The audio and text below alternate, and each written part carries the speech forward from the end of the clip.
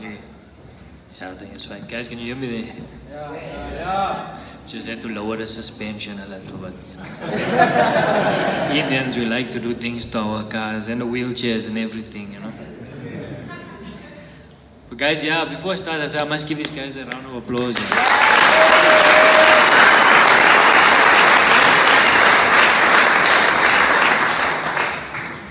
Always the most beautiful thing for me to see is a human being blossom.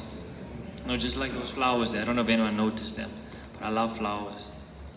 Flowers are a representation of life, a representation of something reaching its true possibility. Something that Jaco, Fadil, Leanne, and Mr. Marcel over there have shown us that's possible. You know, I claim to be an inspirational speaker, but I don't know if I can live up to that today after the stories that I've heard here, guys.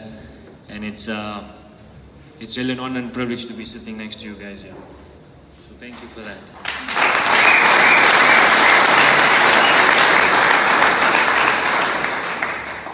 So, my name's Atish, Lalla. They call me a Rolling Stone. I like that. I'm also an inspirational speaker. I'm a life coach. Former entrepreneur, so I used to run 3 or 4 businesses. They were food businesses, you know, so I used to sell franchise businesses. But somewhere along the line, my hunger for the human spirit became bigger than my hunger for food. And so I sold them off, and I find myself trying to serve humanity today in the best way that I can, or the best way that I know. Now, many of you may be seeing or can see me sitting here in a wheelchair. I'm what doctors would consider as a C6, C7 quadriplegic. So what does that mean? So it means that all 4, so quad means 4, which means all 4 limbs have some level of paralysis or are completely paralyzed. It also means that I've only got feeling from my collarbone upwards. So I don't feel anything from my collarbone down to my feet. There's no feeling or there's no sensation or movement.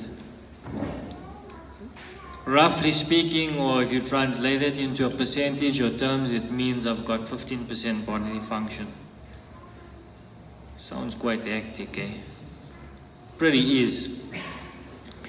Well, you see, the life of a quadriplegic or paraplegic is not very much different from the life of an addict. Both are paralyzed in similar ways, or maybe in some cases even more than a quadriplegic or paraplegic. You see, and the BTC guys know this definition, so I'm hoping you guys keep quiet right now, because I was there on Thursday with the guys. See, if we look at paralysis and we really start to think about it, what's the definition? Like, I mean, what do you guys think in your mind? What does it mean to be disabled? Something can't function, something's not working, right? So I'm a simple man, as you can see. I like simple definitions, one-liners. It's easy to understand for everybody, right? The definition of disability that I like or that I've come across is the inability to act or function properly. So just meditate on that for a second. It's the inability to act or function properly. Now, the more you start to think about it, and the more you start to meditate on it, and the more you start to internalize that definition, the more you begin to realize that everybody is paralyzed in some way. Everybody is disabled in some way. You see, if you just look at society today, and you think about it, how many people do you know in financial wheelchairs? Many people struggling in toxic relationships. People struggling with having a spiritual relationship with their Creator.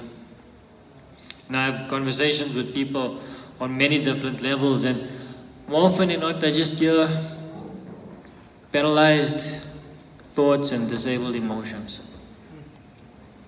See, for me, paralysis is not a condition.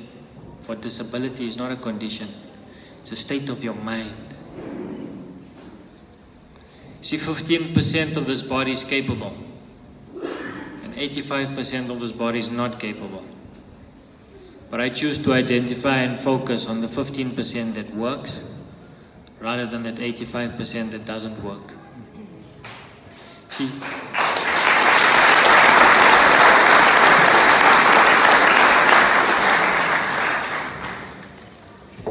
See, people like to refer to us, or guys in wheelchairs, as people with disabilities. It's a bullshit thing if you ask me. Because I like to be recognized as a person with capability, not disability. So right now, as I look here, and these guys have proved it, that there's much capability here. The question is, and the nature is, that right now, you are capable of creating addiction in your life. So in the very same breath, we can be capable of creating liberation in our life. It's possible. The problem is, right now, you're generating significant thoughts and emotions, your energy and your focus, all towards addiction. All towards that bag, all towards that bottle. It's easy to lose yourself in that. You know, you keep crossing the line. I use today, I don't use. I use today, I don't use. I go for 3 months, stop using. Go for 4 months, stop using, start using. You cross that line and you come back. And you cross that line and you come back. And sooner or later, you don't realize there's a line anymore. It's like Marcel says, like everything I thought was cool, you know. I didn't realize, because you've crossed that line. Everything seems cool. Everyone around you can see it, but to you, you find it's a hopeless situation. You see, I found myself in a hopeless situation as well, many a times. None probably worse than the day I got paralyzed.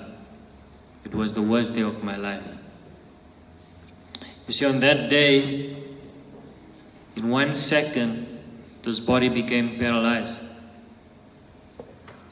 But today, as I sit here, I'm not paralyzed. Now I'm completely the opposite. I'm completely capable. 100%. But it's been a journey to get to this point. To move from a totally paralyzed and disabled state to a completely functional, empowered, resourceful human being, it's taken a journey. You know, how is it that someone like my good friend Uncle Manny, so many years, many of these guys sitting here, how is it possible that they have triumphed over their perceived problems? What's the difference? It's one word. It really is one word. It's called a decision. See, at some point in your life, you have to stop the bullshit. You have to realize that I'm bullshitting myself here. I need to change. But in order for me to make the change, I need to make a decision. And if you listen to all of their stories very carefully, at some point they decided to make a decision. See, the decisions of your life are going to shape your destiny. And the decisions you make today are the decisions that are going to craft your life forever. But how does one do it? How does one make that decision? How is it possible? What do we need to do? If you allow me so, and I made a plan with the man in the back not to tap me, I'll act more paralyzed if he does.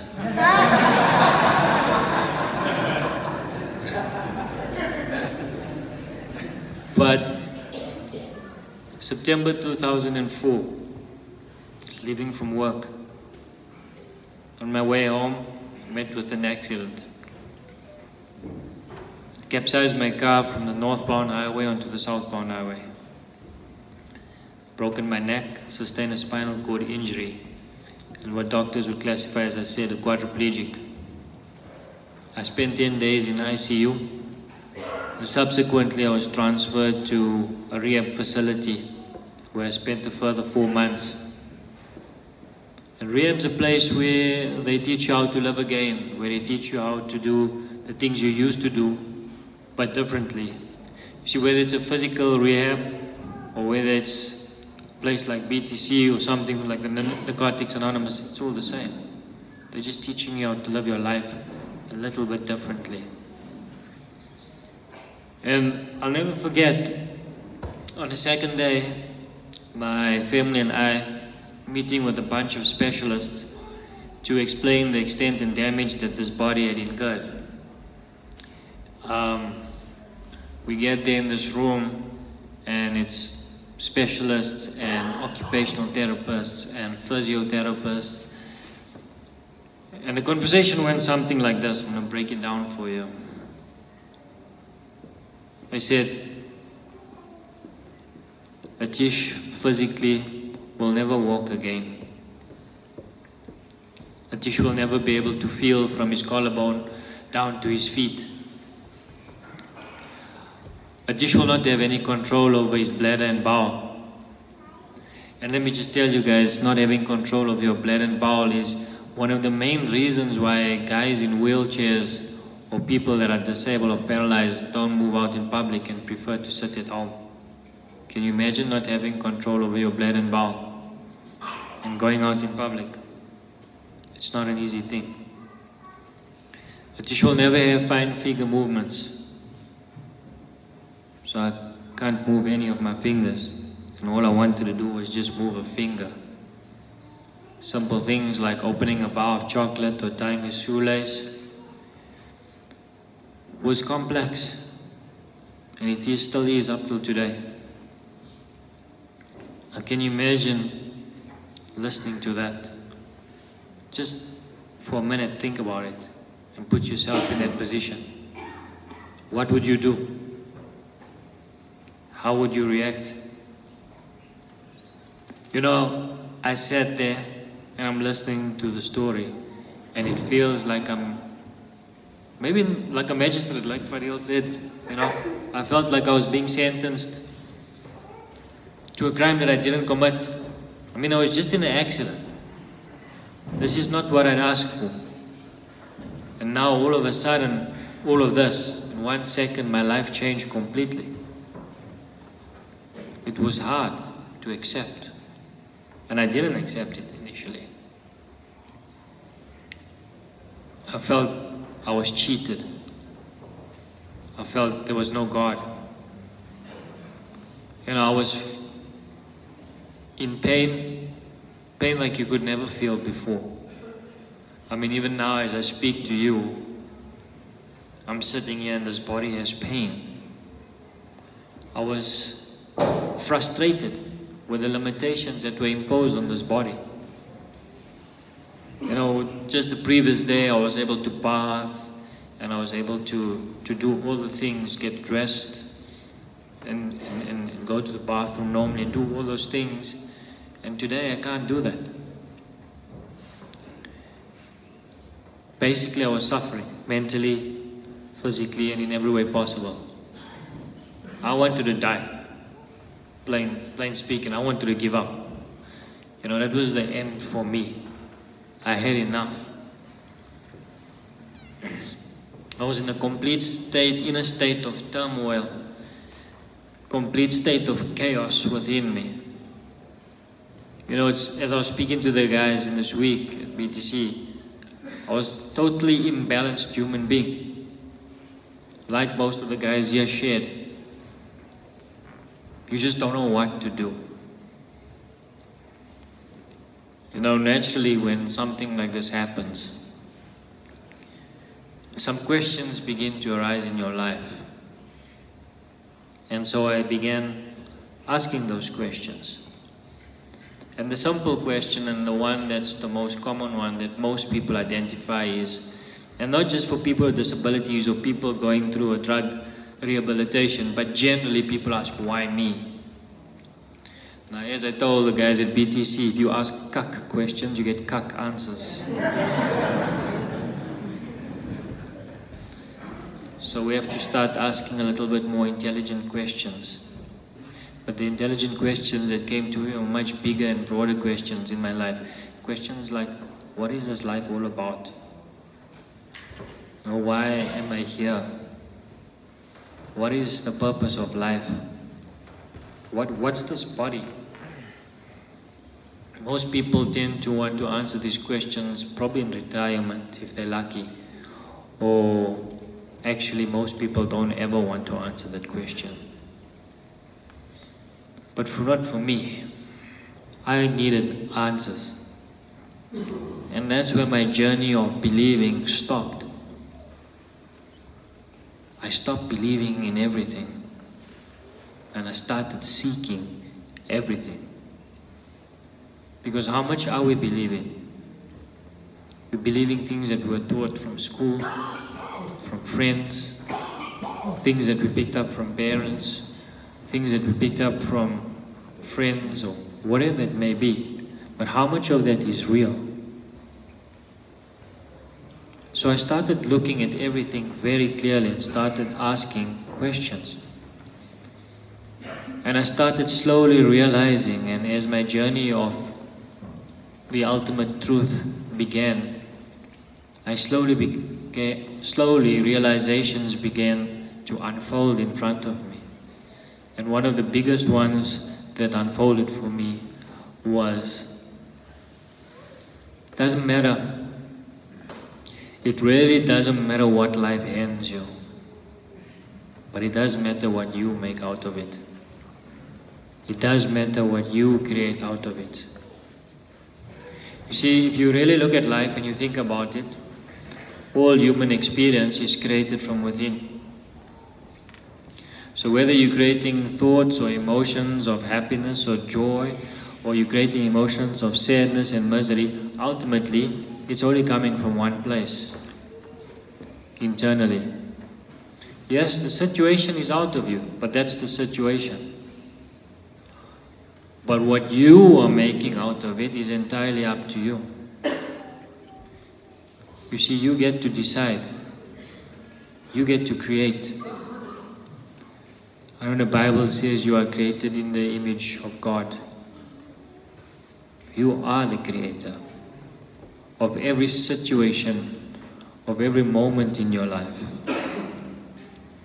You see, once I started to understand that I'm creating this experience of this life, and I'm creating every emotion in this life, then I was no more held captive by this body. I was no more taken prisoner.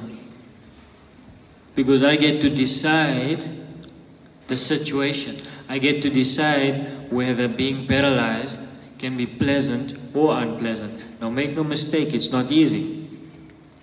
But I get to decide what I want. See, that's life, guys. Life is fucking fair, let me tell you. Life is not unfair. But you get to choose. You get to choose. It's not happening outside of you. You see, once this balanced chemistry came to my body, and I was able to understand and realize that I am creating everything in my life, some balance was restored. I slowly began to understand that it's not that bad. You see, I came to a realization and understanding where I had lost this body forever, but I found my soul. I came to an understanding and even bigger realization that actually my whole life I was paralyzed. But only when the accident took place was I set free. That was a major shift in perception. That was a game changer for me. You see, you have to realize that your perception is creating your reality, guys. What do I mean by that? I mean, we perceive this world as we are. We don't perceive the world as it is. You see, right now, the conversation that I'm having with you, everyone is perceiving it and internalizing it in a different way, based on the way they are, based on the way you are. The question is, how do you create your life? How do you perceive your life? And for you to experience joy or happiness, must something external happen? Or can you create joy and happiness internally? You see, if you like most people, and if your joy or happiness is generated externally, then you can never be happy or joyful. Because you always will find reasons to postpone your happiness, because you never ever take responsibility for it. But if you can generate your happiness or your joy from within, that's a beautiful thing. Because then it doesn't matter what your past was like or what's your future going to be like. It doesn't matter whether you have land or they expropriated your land. It doesn't matter whether the VAT went up or the VAT went down. It doesn't matter if your woman left you or if your man left you or whatever. It doesn't matter if you're rich or poor. It certainly doesn't matter if you have a body or if your body is paralyzed. Because ultimately, you create the meaning. You see, you have to realize and understand that you are creating this life. Because the moment you realize that, that's when you can effect change. That's when you have the power. BTC guys, what does power mean? Hi guys, weren't paying attention. What is it to create change? Power means the ability to cause changes. Do you guys have power? I can't hear you. Yes. Tell the guy next to you, I got power. Tell the one next to you, I got power.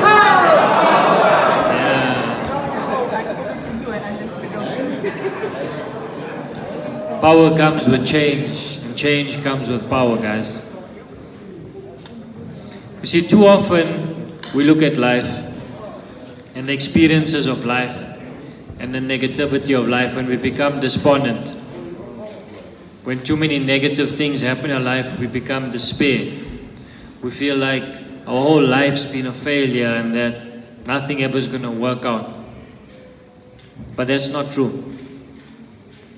You see, you have to take responsibility for your life.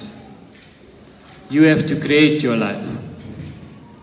Now, if you're able to create addiction and you're able to create thoughts of despair and depression and sadness and misery, then just look the other fucking way. Because that's all that it is. You just have to look the other way. Because you have to realize that it doesn't pay to be a sad human being. It doesn't pay to be a miserable human being, but it damn sure pays to be joyful or happy.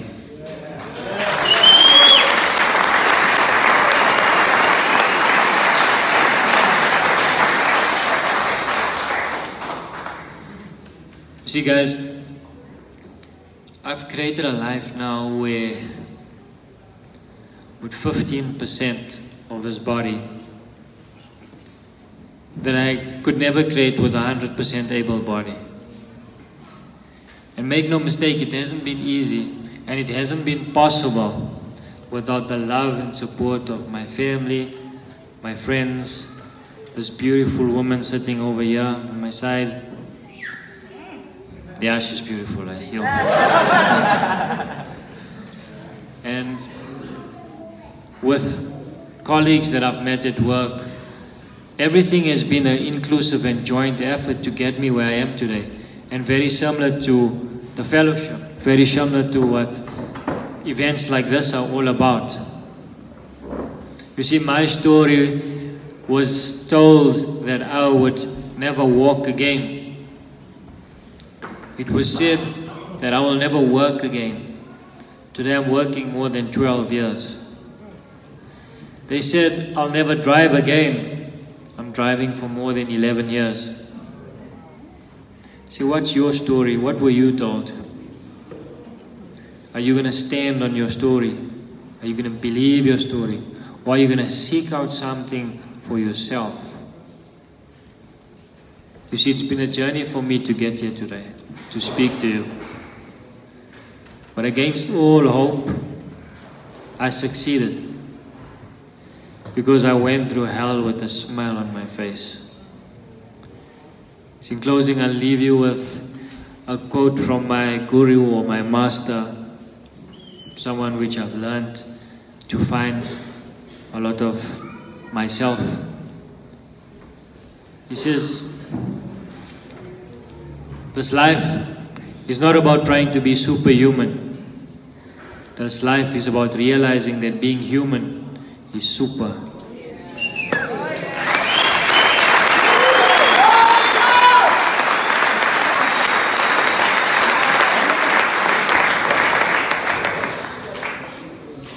Guys, there's no disability in life.